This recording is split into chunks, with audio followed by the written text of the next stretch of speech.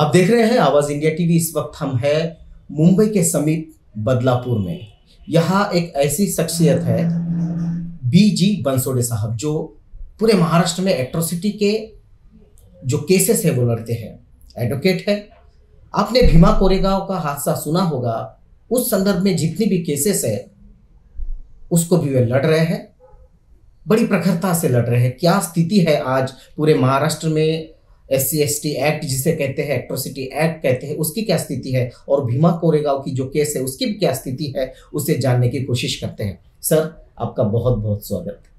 पूरे महाराष्ट्र में हम देखते हैं कि ये महाराष्ट्र जो है, जिसे कहते हैं फुले शाहू अम्बेडकर, इनकी विचारधारा पर चलने वाला ये महाराष्ट्र, जहाँ बड़े संतों ने, चाहे तुकाराम महाराज हो, चाहे नामदेव हो, चाहे गाडगे बाबा हो, जाति तोड़ने की एक बड़ी मोमेंट यहाँ पर। और विशेषतः भारतीय संविधान के निर्माता जो खुद बैरिस्टर थे, जिन्होंने संविधान लिखा, वे भी महाराष्ट्र से ही है। ऐसे स्थिति में इस तरह की एट्रोसिटी की केसेस महाराष्ट्र में बार बार होना, इसे आप कैसे लेंगे? अपना देश का जो ये है सोशल सिस्टम या सेटअप है वो बहुत पुराना है, 3000 साल पहले। और उसमें वर्णाश्रम है और जातीयवाद, इतनी उसकी जड़ें मजबूत है कि आप आज और कल की या भविष्य और भूत की कभी कंपैरिजन करके कुछ फायदा नहीं है। ये तो ऐसे ही चलते आया है। जब बाबा साहब थे, भगवान बुद्ध थे, तब भी SC/ST OBC पर अन्याय होते रहे और वही आज ही चालू है। उसमें कोई मुझे तो फर्क नहीं दिखता। जी, आप इस तरह की केसेस लड़ते हैं, जब आप फ्रंट पर जाकर लड़ते हैं तो एक आशा होती है कि समाज से भी आपको एक मदद मिले, एक एनर्जी मिले, चाहे वो अर्थ के स्वरूप में हो, चाहे कोई कंधे से कंधा आपको मिलाकर आपके साथ आए। कैसा लगता है जब इस तरह की मदद समाज से नहीं मिलती और आप अकेले लड़ रहे हैं समाज के लिए? वैसे हम जब रमाबाई अम्बेडकर हत्याकांड की केस लड़ी, तब अच्छा सपोर्ट मिलता था लोगों में, थोड़ा सा उसके प्रति ये थी जागरूकता, बोलते अवेयरनेस था और लोग उसमें शामिल होते थे। हर तरह की मदद करने में उनका दिल होता था। वो आज दिखता नहीं। जैसे रमाबाई अम्बेडकर को 22 साल हो गए और 22 साल में इतना फर्क आया समाज में कि भीमा कोरेगांव की लड़ाई जब हम लड़ते हैं तो वहाँ हमारे सिवा कोई नहीं होता है। ये बहुत दुख की बात है। तो इस तरह का सपोर्ट समाज से नहीं मिलता है। जो एनर्जी थी या मदद करने की भावना थी, जब रमाबाई घाटकोपर का जो हत्याकांड हुआ था, उसमें बहुत सारे हमारे लोगों ने शहादत दी, गोलियां उनकी छाती पर चली, और वो मदद अब नहीं मिलती। तो क्या कारण लगता है कि इस तरह की मदद हमें नहीं मिल पाती है? क्या समाज निराश है या इसके तरफ ध्यान नहीं देना चाहता? उसकी ये है, मुझे तो ये लगता है वजह कि जो हमारे पॉलिटिकल लीडर्स थे, उनका जो लगाव था वो सोसाइटी के साथ था, समाज के साथ, जो आज नहीं है। और हमारा समाज का ये वीक पॉइंट है कि लीडरों के पीछे बहुत लोग लगते हैं। तो अभी लीडर ही दूसरे के पीछे लग रहे हैं, इसलिए हमारे पास कोई नहीं आता है, हमारा कोई साथ नहीं देता है, हमारा कोई आवाज नहीं सुनता है। तो हमारे उल्टा मजाक करते हैं, अरे तू अकेला जाके क्या कर सकता है। तो हम बोलते हैं, मान्यवर कांशीराम जी बोलते थे, हम समुद्र में एक पत्थर फेंके तो लहरें उठती है, उनका वो कहना था। तो हम ये कहते हैं कि हजारों लोगों ने एक पत्थर फेंका तो समुद्र हिल सकता है। तो इसका हम कोशिश करते हैं लोगों को कि हम उनके पास जाके बताते हैं कि बाबा आपको इसमें आना होगा। और आजकल जो पढ़े लिखे लोग हैं, जो एथलीट है, वेल्दी लोग हैं, तो वो लोग कहते हैं कि आज दिन ऐसे आए कि अपनी लड़ाई खुद को लड़नी है। तो मैं बोला, जिसके पास बंदूक है वो लड़ेगा, लेकिन जिसके पास काठी है वो तो मार खाएगा। तो ऐसी सोच अभी बनती जा रही है कि तू अपना अपना देख, बाकी लोगों की सोच मत। ऐसी भी आजकल लोगों की सोचने की ये तरह रहे। आपने जिस तरह से कहा कि लोग कहते कि अपनी लड़ाई खुद लड़ो, लेकिन अगर आग लगती है किसी घर में, किसी कोने में, तो वो आपके घर तक आती है। ये तो सीधी बात है। लोग इसको नहीं समझ पा रहे, मोमेंट को नहीं समझ पा रहे। जिस तरह से लोग एक दूसरे की मदद किया करते थे, आज वो बात नहीं रही।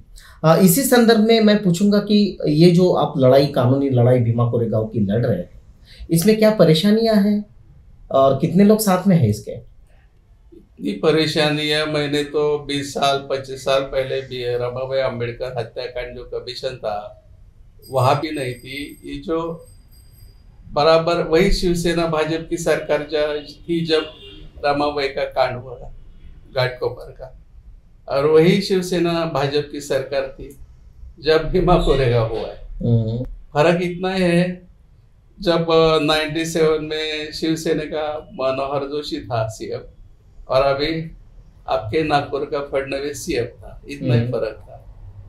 तो इसमें से हम देखते हैं कि लोगों का जुड़ना है, सोचना है, कुछ भी नहीं सोचते। मैं रमाबाई अम्बेडकर का इतना फॉलोअप अभी ले रहा हूँ, ये लोगों को मैं ये क्या सोशल मीडिया पे इतने पोस्ट भेजता हूँ कि वो इतना तू कर कि तू अपना ईमेल पे तू अपना ये कर, फॉरवर्ड कर जो हम संदेशा भेज रहे हैं, क्योंकि ऐसी दुनिया में कोई केस नहीं हुई, आज भी नहीं होगी।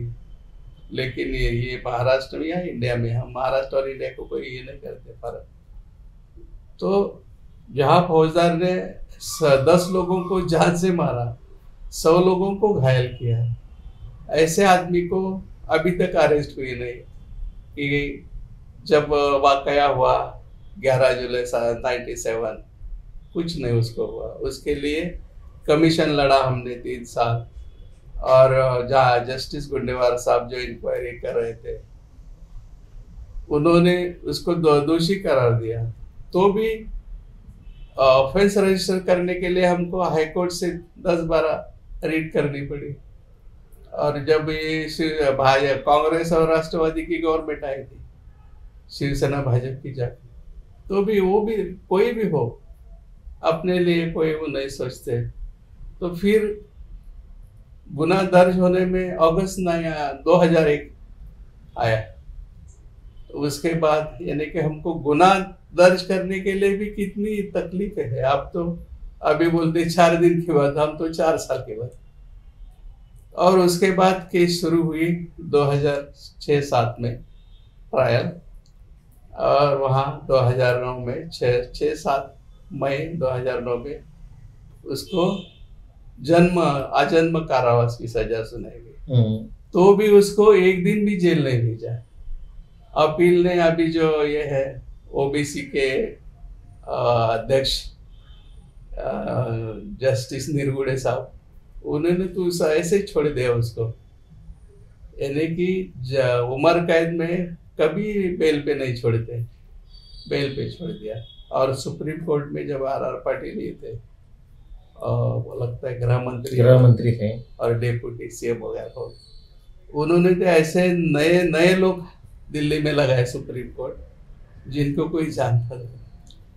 तो अभी मराठा आरक्षण में देखो कितनी बड़ी बड़े वकील इंडिया के लगाए। तो यही है। तो जातीय मानसिकता जो है अभी तक बदली नहीं है। सत्ता किसी की भी आए, हमारे प्रति जो मानसिकता है वो वैसी की वैसी है, ऐसा आपको लगता है? ये जो दुष्प्रचार किया जाता है कि एट्रोसिटी एक्ट हो, SC/ST एक्ट, इसका दुरुपयोग ये समाज करता है। किसी को फांस ना रहा, किसी के प्रति बदला लेने की भावना रही, तो उसको इस प्रकार की केसेस में फंसाया जाता है।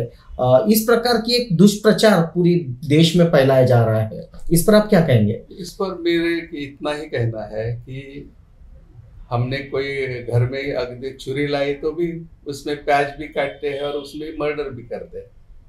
तो एक्ट है, उसका जो दुरुपयोग करता है उससे कोई उसकी उपयोगिता या उसकी तकलीफ सिद्ध नहीं होती है।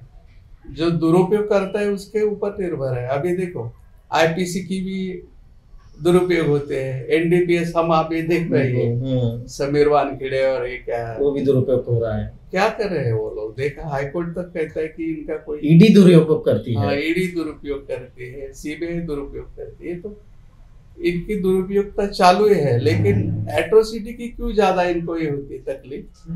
क्योंकि उनको ये नहीं चाहिए, क्योंकि ये है तब कोई डर है उनके ऊपर कि ये करने से तकलीफ होगी। लेकिन हमारे भी कोई पढ़े लिखे लोग हैं जो जज भी रहे, वो बोलते हैं अरे इसको हटाओ, इससे ये एक्ट से SC ST OBC एक नहीं आ रहा है। मैं बोला बाबा साहब जब थे तब ये एक्ट नहीं था, एक्ट आया 89 में, तब तक हमारे कितने लोग चुन के गए, सांसद हुए या विधायक हुए, कोई नहीं हुआ जब एक्ट नहीं था। तो उनका जो डिफेंस है कि एक्ट की वजह से लोग जुड़ते नहीं। मैं बोला जो उसका दुरुपयोग करता है, तकलीफ देता है हमारे समाज को, उसको एक्ट ये होता है ना तकलीफ देता। आप गुनाह करेगा तो एक्ट काम करेगा, हाँ। आप गुनाह करना बंद कर दो। हाँ, वही हमारा कहना है ना कि ये बंद करो तो ये एक्ट की जरूरत भी नहीं होगी। ऐसा एक्ट खुद कहता है हमारा, ये एक्ट की जरूरत ही नहीं हो, ऐसे जजेस लिखते हैं पन्ने के पन्ने। अभी सुप्रीम कोर्ट लिखता है कि जातीयता और बड़ी है, एट्रोसिटीज और बड़ी है, सुप्रीम कोर्ट कहता है। और लोग बोलते हैं दुरुपयोग होता है। अभी हमने देखा कोपरडिका, वहां शरद पवार जी गए, उनकी लड़की गई सुप्रिया सुले, और वो कहने लगे दुरुपयोग हो रहा है। बाद में शरद पवार खुद बोले नहीं नहीं दुरुपयोग नहीं है, कोई हमारे लोग उसका उपयोग दुरुपयोग करते हैं, दूसरे निजी दुश्मनी निकालने के लिए बदला। तो हम कहते हैं, हमारा अभी तक कहना है एक्ट का अभी तक उपयोग भी नहीं हुआ है। दुरुपयोग की तो दूर बात है। दुरुपयोग के बाद ही छोड़ो, देखो एक्ट आया 98 में, और वो जो नियम होता है चलाने वाला वो 95 में आया। तो 89 से 95, जैसे हम हमेशा बोलते हैं, कार हमने खरीदी है 95 में, सॉरी 89 में, और उसको पेट्रोल डाला 95 में। 95 से कार चलेगी, कार चली है, और वो 95 तक जो खड़ी रही है कार, वो कैसी रही होगी?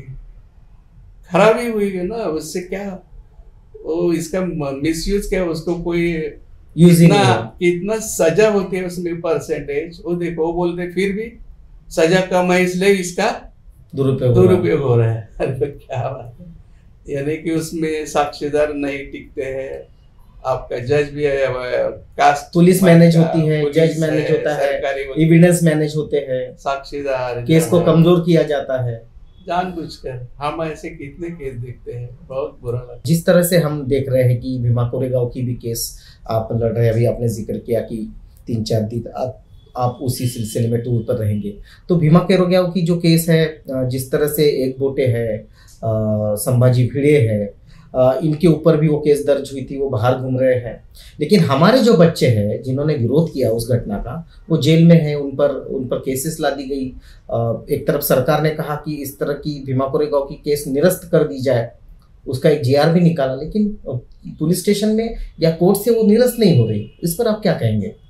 अभी कानून का पॉइंट है कि जो सीरियस केस है वो पुलिस नहीं निरस्त कर सकती, ना शासन, उसको कोर्ट में जाके उसको निकालना पड़ता है।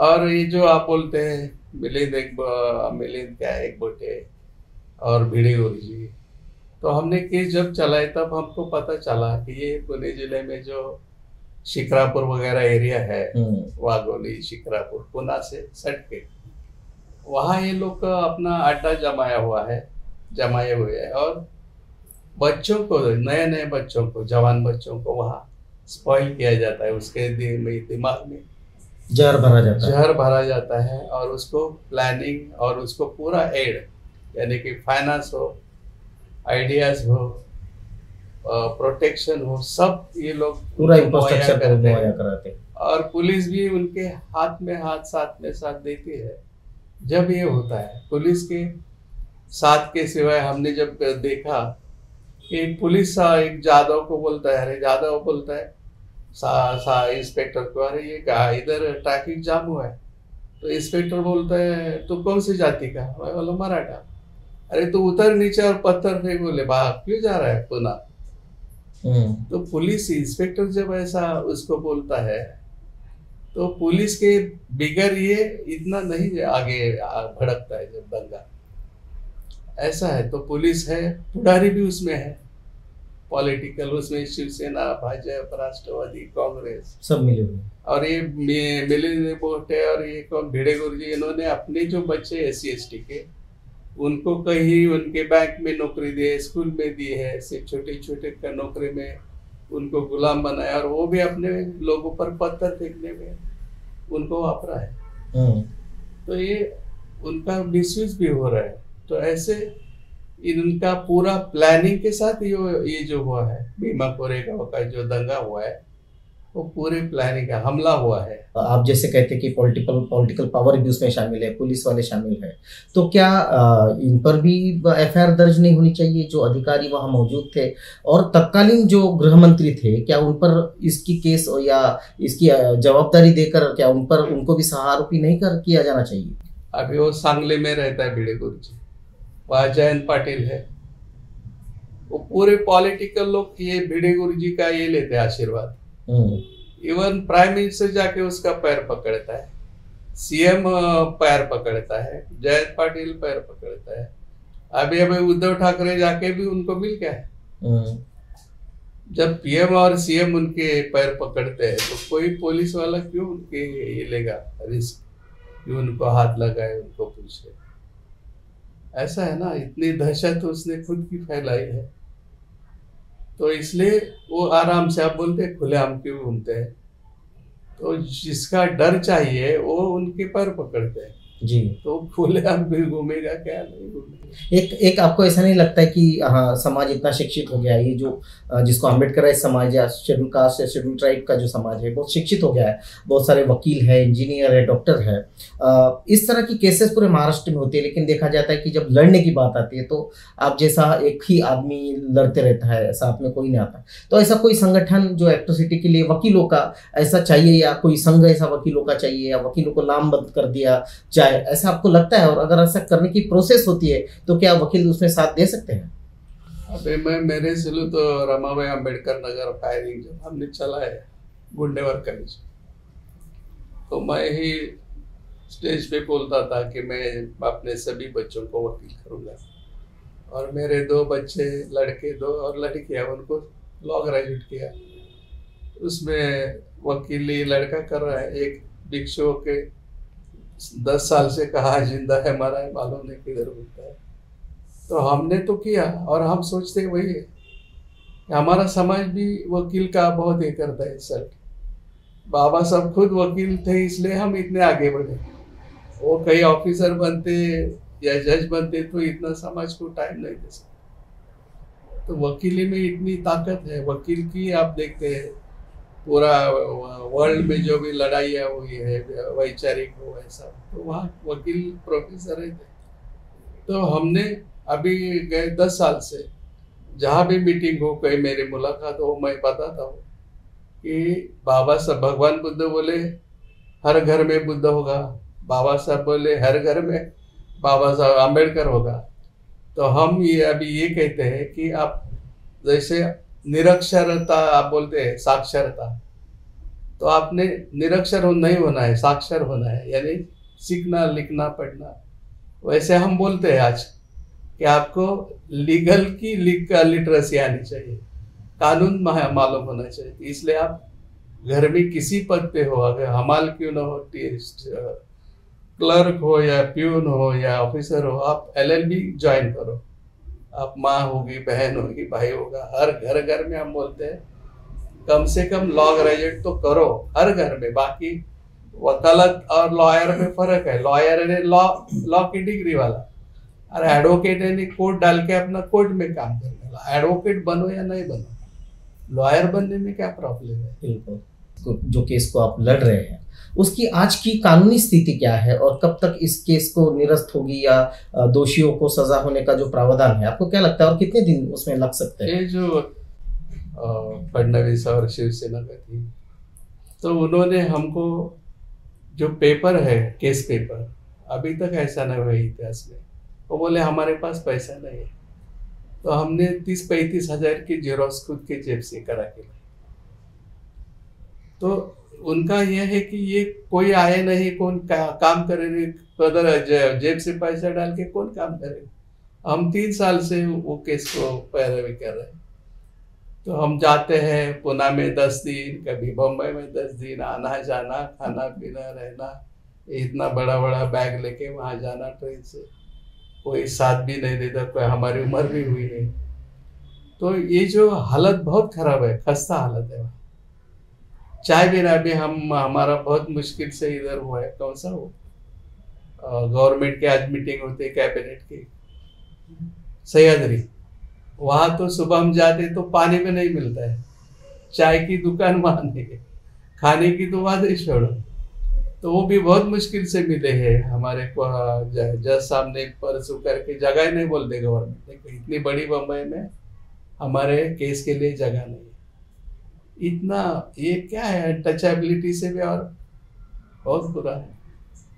तो इसकी हालत अभी ये में आई है कि अभी भी हमने लड़ाई झगड़ा करके पुलिस के जो पेपर है, जो 6-7 पुलिस स्टेशन इन्वॉल्व है, वहाँ का जो गुप्त वार्ता रहता है, या और जो केस डायरी, स्टेशन डायरी, ये डायरी, वो डायरी, सब हमने मंगवाई।